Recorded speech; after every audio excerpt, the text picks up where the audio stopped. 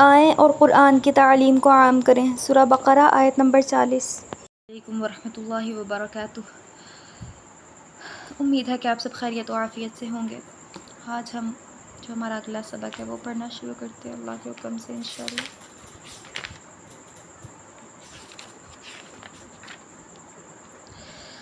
آج ہم نے جو ہے رکوع نمبر 5 شروع کرنا ہے، ٹھیک ہے۔ 4 رکوع ہمارے مکمل ہو گئے تھے، تو وہ پڑھنا شروع کرتے ہیں۔ پہلے تلفظ و تجوید سے پڑھیں گے، اس کے بعد انشاءاللہ العزیز جو ہے ورڈ بائی ورڈ ترجمہ کریں گے اور پھر تفسیر جس طرح ہم کرتے ہوتے ہیں۔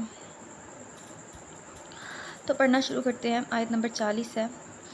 اعوذ باللہ من الشیطان الرجیم، بسم اللہ الرحمن الرحیم۔ یا بنی اسرائیل، اسرائیل، اب یہ دال پر جزم تو لام کو دال کے ساتھ، لذکروا، لذکروا نعمتی التی، نعمتی التی انعمت، انعمت علیکم، وأوفوا، وأوفوا انعمت علیکم وأوفوا بعہدی، بعہدی اوفی، اوفی بعہدکم، بعہدکم وإیایا، وإیایا فارہبون، فارہبون۔ اب اس کو ایک بار میں روادگی سے پڑھتی ہوں۔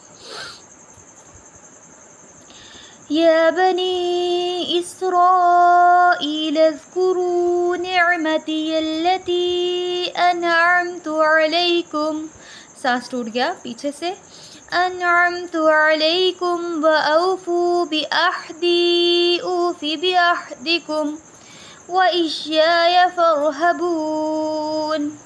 یا بنی اسرائیل اذکروا نعمتی التی انعمت علیکم واوفوا، انعمت علیکم واوفوا بعہدی اوفی بعہدکم وإیایا فارہبون۔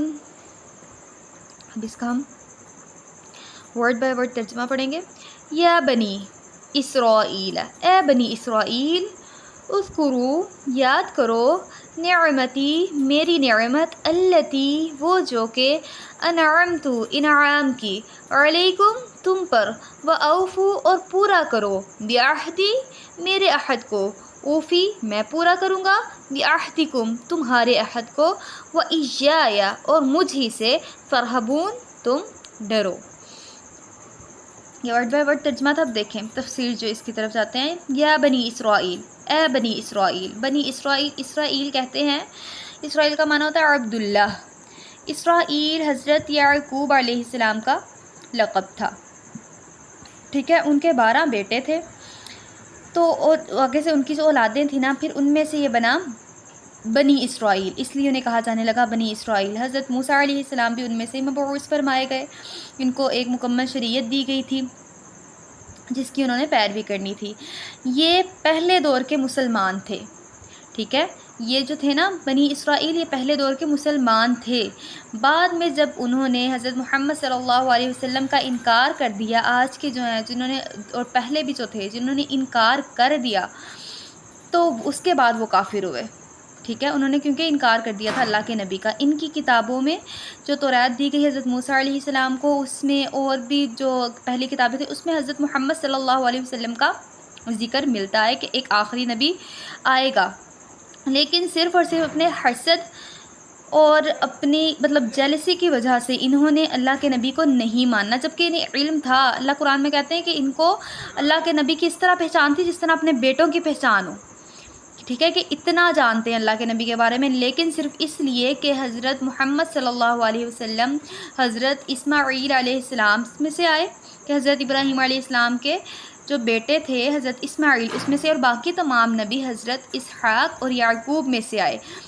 جتنے نبی تھے تمام کے تمام حضرت اسحاق اور حضرت یعقوب علیہ السلام میں سے آئے، صرف حضرت محمد صلی اللہ علیہ وسلم حضرت اسماعیل میں سے آئے۔ تو اس وجہ سے وہ کہتے تھے کہ جو نبوت تھی، جب سارے نبی ہم میں سے آئے تو پھر حضرت محمد صلی اللہ علیہ وسلم کو بھی ہم میں سے آنا چاہیے تھا، تو یہ اسماعیل علیہ السلام میں سے کیسے آ گئے؟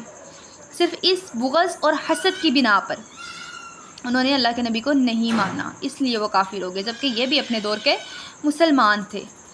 ٹھیک ہے، اذکروا، اللہ تعالیٰ کہہ رہے ہیں یاد کرو، نعمتی اللتی، میری نعمت وہ جو میں نے تمہیں دی تھی۔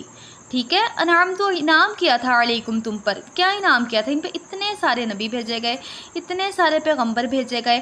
ٹھیک ہے، یہ اس نعمت کو یاد کرو میری، اور پورا کرو میرا عہد، تو میں پورا کروں گا تمہارا عہد۔ ٹھیک ہے، میرے عہد کو پورا کرو کہ ان کی کتابوں میں اللہ کے نبی کا ذکر تھا، لیکن ان چیزوں کو انہوں نے نہیں مانا، ان کے عہد کو پورا نہیں کیا۔ اگر اللہ کہہ رہے ہیں اگر تم اپنا عہد پورا کرو گے تو میں بھی تمہارا عہد پورا کروں گا۔ وَإِيَّايَ فَارْهَبُونَ، اور صرف مجھ ہی سے ڈرو۔ اب اللہ تعالیٰ سے زیادہ کون اپنے وعدے کا سچا ہوگا؟ کہ جس نے اللہ تعالیٰ نے وعدہ کیا وہ ضرور پورا کریں گے۔ اللہ تعالیٰ سے زیادہ اپنے وعدے کا کوئی سچا نہیں ہو سکتا، اس لیے کہا جا رہا ہے تم اپنا عہد پورا کرو، میں بھی اپنا عہد پورا کروں گا۔ ٹھیک ہے، وَإِيَّايَ فَارْهَبُونَ، اور صرف مجھ ہی سے ڈرو۔ کہ صرف ڈرنے کا حق کس کا ہے؟ صرف اللہ تعالیٰ کا حق ہے کہ اس سے ڈرا جائے، اور کسی سے نہیں۔ جب انسان ایک اللہ کا ڈر اس کے دل سے نکل جاتا ہے نا، تو پھر اللہ تعالیٰ اس کے دل میں باقی تمام لوگوں کا، ہر رشتے کا ڈر ڈال دیتے ہیں۔ ایک وہ شعر ہے علامہ اقبال کا کہ ایک، مجھے مکمل مطلب صحیح نہیں آتی ورڈنگ، لیکن یہ ہے کہ ایک سجدہ جو مطلب گراں گزرتا ہے آدمی کو، وہ دیتا ہے آدمی کو 1000 سجدوں سے نجات۔ کہ اگر ایک اللہ کو سجدہ کرنے لگ جائے نا تو وہ بہت سارے سجدوں سے آدمی کو نجات دلا دیتا ہے۔ یہی چیز ہے وَإِيَّايَ فَارْهَبُونَ، کہ صرف مجھ ہی سے ڈرو۔ جب ہم اللہ سے ڈرنا چھوڑ دیتے ہیں نا تو پھر اللہ تعالیٰ ہمارے دلوں میں لوگوں کا خوف پیدا ہو جاتا ہے، پھر ہم اپنی بات بھی مکمل طور پر صحیح طرح سے کسی کے آگے بھی نہیں رکھ سکتے، ہم حق نہیں بول سکتے، ہم حق کو چھپا لیتے ہیں، حق جانتے ہوئے بھی ہم سے وہ بولا ہی نہیں جاتا، کیونکہ ہمیں ڈر ہوتا ہے کہ ہمارا یہ رشتہ ہم سے ناراض نہ ہو جائے، ہمارا یہ تعلق نہ ٹوٹ جائے، ہم مطلب ہر چیز کے بارے میں سوچتے ہیں۔ لیکن اللہ تعالیٰ سے بار بار اپنے لیے دعا کریں، میں اپنی تقریباً ہر ویڈیو میں کہتی ہوں کہ اپنا اور اپنے اللہ کا رشتہ اتنا مضبوط کر لیں، اتنا مضبوط کر لیں کہ آپ کو کسی کی کوئی اس لحاظ سے، کہ جس طرح ہمیں اللہ تعالیٰ کے مطلب اللہ تعالیٰ کے بارے میں فکر مند ہونا چاہیے نا، کہ ہمیں ہمارا رشتہ اللہ تعالیٰ کے ساتھ ٹوٹے نہ، ہماری محبت ختم نہ ہو، کہ میری محبت اللہ کے ساتھ اتنی ہو کہ مجھے اور باقی کسی رشتے کے بارے میں مسئلہ نہ ہو۔ کہ اگر سب سے بڑا دکھ کیا ہے کہ انسان جنت گوا دے۔ اب سب سے بڑی چیز تو یہ ہے کہ ہم لوگوں نے صرف یہ دیکھا ہے کہ ہم کس لیے نماز پڑھتے ہیں، روزہ رکھتے ہیں، اور بھی جو دینی کام کرنے ہم کس لیے کرتے ہیں؟ جنت کو حاصل کرنے کے لیے۔ وہ بالکل ٹھیک موقف ہے، لیکن اگر ہمارے دلوں میں اللہ تعالیٰ سے محبت پیدا ہو جائے نا، تو میں کہتی ہوں کہ سارے مسئلے ہی حل ہو جائیں۔ صرف اللہ تعالیٰ کی محبت کے پیدا ہونے سے سارے مسئلے حل ہو سکتے ہیں۔ اللہ تعالیٰ سے اپنے لیے دعا کیا کریں کہ اللہ مجھے اپنا محبوب بنا دے، اللہ جس طرح کا انسان تجھے پسند ہے مجھے ویسا بنا دے، میرے دل میں سب سے اوپر تیری محبت ہو، اس کے بعد تیرے نبی کی محبت ہو، باقی محبتیں پھر نیچے ہیں۔